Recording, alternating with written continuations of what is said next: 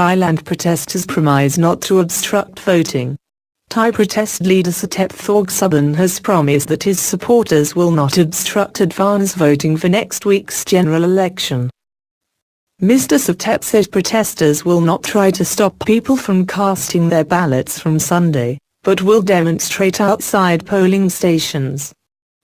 They want the PM to step down and the political system to be reformed. But the government says the vote will go ahead, despite a constitutional court ruling that it can be delayed. A state of emergency is in place as the authorities struggle to cope with the unrest. Outbreaks of violence.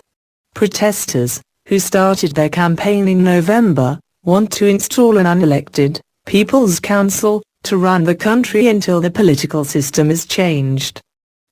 They say PM Yingluck Shinawatра's government is being influenced by her brother, exiled former leader Thaksin Shinawatra.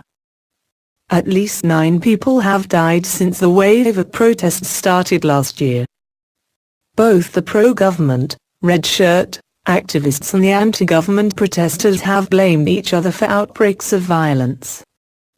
Mr. Suthep said that although his followers would not disrupt early voting due to begin on Sunday, they would demonstrate outside each of Bangkok's 50 polling stations.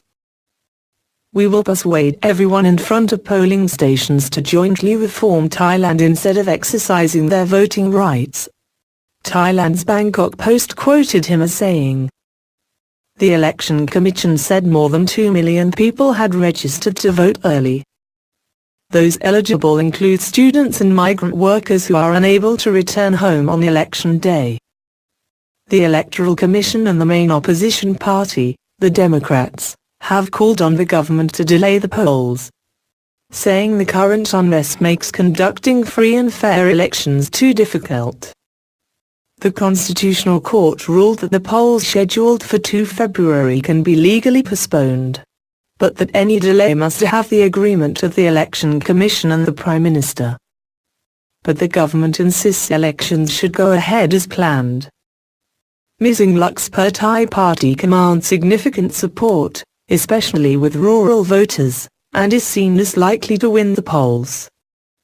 The opposition, which resigned from parliament in December, has said it would boycott the elections. On Tuesday, the government imposed a 60-day state of emergency in Bangkok and surrounding provinces.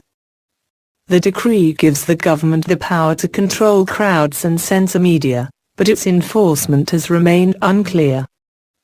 Protests started after Thailand's lower house passed a controversial amnesty bill, which critics said could allow former PM Thaksin Shinawatra to return without serving time in jail.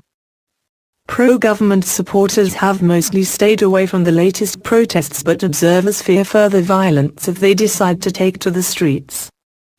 Meanwhile, Ms. Yingluck is also being investigated by Thailand's anti-corruption body in connection with a controversial government rice subsidy scheme, a move that could potentially force her from politics.